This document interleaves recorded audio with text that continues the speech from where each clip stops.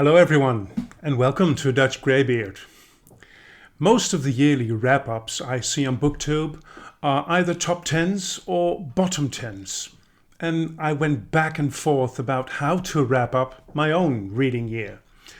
One of the reasons why I'm not doing a top 10 is because of the rule that you don't pick more than one book by an author. Of course, I could neglect that rule and do as I please, but that would have made a boring video, with 6 of the 10 books being The Wheel of Time. But I also wanted to express how I admire Robert Jordan's works. That is why I choose the tier format. I'll be ranking all of the fantasy books I read in 2023. This was the year that I returned to the fantasy genre. I only read some fantasy when I was younger by authors like J.R.R. Tolkien, Richard Adams, William Horwood, Ursula K. Le Guin, Roger Zelazny, C.S. Lewis and Philip Pullman. Other than that, I've mainly read literature, but because of the Amazon Prime show The Wheel of Time, I returned to the fantasy genre. It was a very good reading year. Only a few books really let me down, and the vast majority of my reads were good to very good to just astoundingly good. In 2023, I read 56 books and 2 short stories. 9 books were not fantasy. I won't include those in this list, as I will also leave out the 2 short stories. That leaves 47 fantasy books. Before we dive into ranking all of them, just a few words on my rating system. About 2 months ago, I changed from 5 stars to 100 points. This gives me more opportunity for nuance. For me, one 4-star book can be better than another 4-star book. In my overview, I still mention the stars. For instance, books that I rated with 56 to 65 points compare to 3 stars. To keep this to 5 different tiers, I improvised a little bit. Anyway, it'll all become clear. With that said, let's start by ranking the books in the chronological order in which I've read them. I'll try and go through this as fast as possible. Halfway January, I started reading The Wheel of Time with The New Spring, Book 0. I gave this one 84 points, which is a high 4-star. Then I read The Eye of the World, which I liked a lot better. I gave this book 98 points, which is a very solid 5-star. That's just 2 points shy of perfection. In February, I read 3 more Wheel of Time books. I liked book number 2, The Great Hunt, just a little bit more than book number 1. With 99 points, this is one of my best reads of the year. I recently did a video on my reading experience on the first 12 books in the Wheel of Time series. There, you'll hear me talk more about the books. The Dragon Reborn, book number 3, was also a 5-star read. However, with 97 points, it fell just 1 point behind The Eye of the World. Many people regard The Shadow Rising as their favorite Wheel of Time book. I thoroughly enjoyed it, but it got 93 points out of 100. That compares to a 4.5 star. I loved it, but just a fraction less than the first 3 installments in this series. Taking a break from The Wheel of Time, I read the 3 books in the Rieria Revelations by Michael J. Sullivan. These were absolutely great. I gave the first book, Theft of Swords, 91 points. That's a low 4.5 stars. In March, I read the other 2 books in the series. Rise of Empire got 95 points, which puts it just below the 5-star mark. And Heir of Novron, with its phenomenal ending, 98 points, making this also one of my favorite reads of the year. Before returning to The Wheel of Time, I read my first Terry Pratchett ever. Since Guards is being recommended as a good starting point for the Discworld, I picked that one up. I liked it, really. But in between the huge epic fantasies from Jordan and Sullivan, this book made little impression on me. I gave it 65 points, which makes it a high 3 stars. Yes, this book made me laugh now and then. No doubt Pratchett is a masterful writer. However, this book bored me a lot of pages. The humour is there, but the absurdity of the story got in the way for me. There is something in Dutch literature we call the horizon of expectancy. Perhaps there is an official term for this in English that I'm not aware of. Because of my expectations, this book disappointed me. I definitely recognized his mastery of the English language, but the story Mr. Pratchett conveyed did not really convince me. My last March read was The Fires of Heaven, book number 5 in the Wheel of Time. I love this book. With 95 points, it just didn't make the 5-star tier. On to April, where I decided to read something light. The 5 short books in The Chronicles of Prydain by Alexander Lloyd were fun, and perhaps it's not fair to compare these children's books from long ago with huge epic fantasy. They were published from 1964 to 1968. But I did compare it, and all Prydain books belong in the 3.5 star tier. Number 1, The Book of Three, scored 68 points. The Black Cauldron, 69. And The Castle of Lear, the 3rd volume, I gave 70 points. I liked the 4th book, Tara and Wanderer, the best, with 71 points. And the final installment, The High King, I gave 70 points. So, all very close. In April, I also read book 6 in the Wheel of Time, Lord of Chaos. Just another great book in this amazing series. Like The Dragon Reborn, this one scored 97 out of 100. In May, I read the Belgariad series by David Eddings. A fun read, but not exactly overwhelming. 4 of them are high 3.5 stars and the final one even a 4-star. Let's put them where they belong. Pawn of Prophecy, which is one of the most beautiful book titles in this genre, got 73 points, just above Tara and Wanderer by Lloyd Alexander. A Crown of Swords, book 7 in the Wheel of Time, fits nicely in between The Shadow Rising and Fires of Heaven with 94 points. I gave the 2nd book, Queen of Sorcery, 1 point more, 74. Magician's Gambit and Castle of Wizardry, book 3 and 4, both scored 72.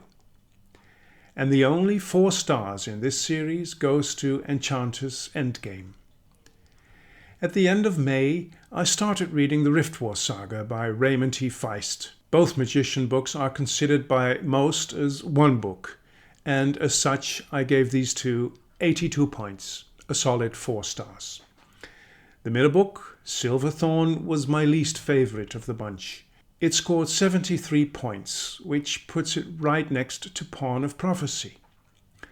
The 3rd book, with its epic ending, was a huge improvement. With 90 points, A Darkness at Sethanen comes in just below Theft of Swords. My Wheel of Time read in June, The Path of Daggers, book 8, was my first real disappointment of this series. I couldn't give it more points than 73. Just as high as Silverthorn and Pawn of Prophecy. In July, I read Winter's Heart, the 9th book in the Wheel of Time, liking it much better than the previous volume. Still, it doesn't quite achieve the high 90s as the earlier books. With 87 points, Winter's Heart is exactly in between New Spring and A Darkness at Sethanen. Then I finally got around to reading Brandon Sanderson. The first Mistborn trilogy was a great read, and I enjoyed it quite a bit. The Final Empire scored 86 points, which is a low 4.5 stars. The Well of Ascension scored with 91, even 5 points higher, which puts it alongside Theft of Swords. Book 3, The Hero of Ages, was definitely my favourite. just 1 point shy of the 5-star rating, but with 95 points it is in good company with The Fires of Heaven and Rise of Empire. On to August. In that month I started reading the trilogy of 5 by Douglas Adams. You know, The Hitchhiker's Guide to the Galaxy. The first book is by far the best for me. Still, to me, this humorous genre doesn't compare to real storytelling of most fantasy. I like it, and I most certainly enjoy it, but I don't think I will ever read a 5-star book in this subgenre. Still, with 79 points, this first one scores even higher than the final Belgariad book. I also read number 2 and 3 in this series. The Restaurant at the End of the Universe is weird, funny, and very boring at times. There is one chapter, though, that really saves the book for me. Otherwise, I would not ever have given it 68 points, which compares to 3.5 stars. Marginally above Guards. I'll be doing a reading experience video on this series shortly. There I will explain what I mean with that one chapter that saved the book.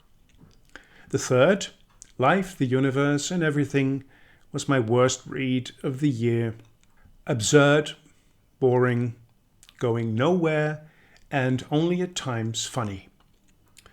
39 points, or 2 stars. It happens almost never that I hate a book. I may not like a book or wonder strongly at what moved a writer to produce this particular collection of words. In this instance, I can imagine that the success of the first book and the persistence of his publisher made Douglas Adams write this. But honestly, 39 points is me being generous here. In between the overload of absurdity and very deliberate attempts at being funny, there are some wildly amusing scenes. Overall, however, it was hardly worth the read. Thankfully, it was short. August was a disappointing reading month for me, because at the end I read Crossroads of Twilight by Robert Jordan, the 10th book in the Wheel of Time, and I'm sorry to say that this is my least favorite of the series. I still rated this with 72 out of 100, which is a 3.5 stars in the upper range. This means not that it's a bad book. On the contrary, I liked it, but it was also boring, unnecessarily elaborate, and boring. What I liked most was that it is set in the world of Rand, Mat, Perrin, Egwene, Nynaeve, and Elaine. Other than that, there wasn't very much that made this into an inspired read. September started off for me with another Brandon Sanderson, Elantris, which I enjoyed very much. I did a reading experience video on this one. A solid 4 stars with 82 points, which puts it right next to Magician. Next, I picked up the Broken Earth trilogy by N.K. Jemisin. Would I like it or hate it? I loved it. Such a strong story and masterfully composed with beautiful prose. Check out my reading experience video on this trilogy. Perhaps it'll convince you to pick it up as well. From the first to the third, my appreciation for this book rose. The 5th season, Book 1, 91 points. The Obelisk Gate, Book 2, 93 points. And The Stone Sky, the closing book, which I read in October, 94 points. So that's 4.5 stars each in an upward trend. And it even places The Stone Sky just 1 point above The Shadow Rising. Also in October, I read The Emperor's Soul by Brandon Sanderson. This is an amazing novella with a truly mind-blowing premise. The story is better executed in terms of composition and writing style than Elantris. Still, it scores 1 point lower than Sanderson's first published novel because it was just too short. By the time I was fully invested into the story, the world and the characters, it was over. To my own surprise, I quite enjoyed So Long and Thanks for All the Fish, number 4 in The Hitchhiker's Guide to the Galaxy by Douglas Adams. With 73 points, it is in very good company with The Path of Daggers and Silverthorn. The final book in this series, Mostly Harmless, which I read in December, was very disappointing again. With 43 points, it still is a 2 stars read. Nothing much to say about it really, other than that I'm glad I read it. My last Wheel of Time read of 2023 was Knife of Dreams, Book 11.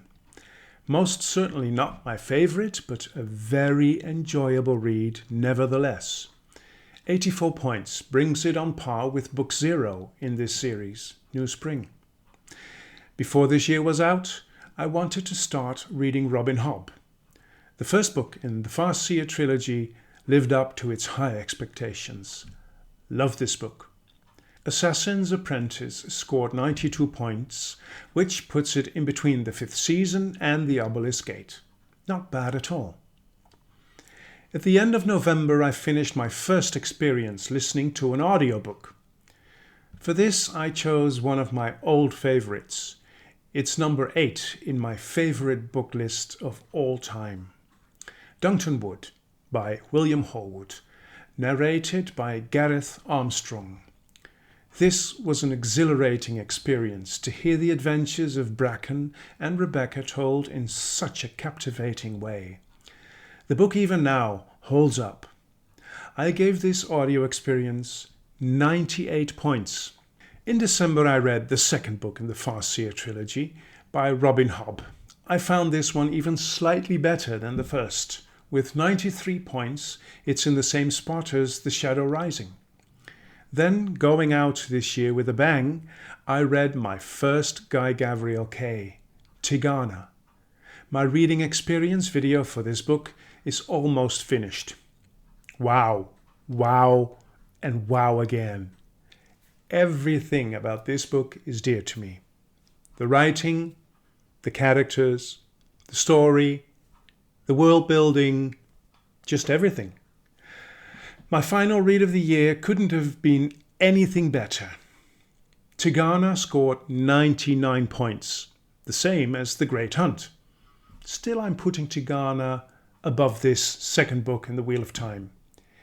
It's the even more poetic language by Kay that makes him win this photo finish. So there it is, my final ranking of all the fantasy books I read in 2023. Thank you very much for watching this video. Until we meet again, at Dutch Greybeard.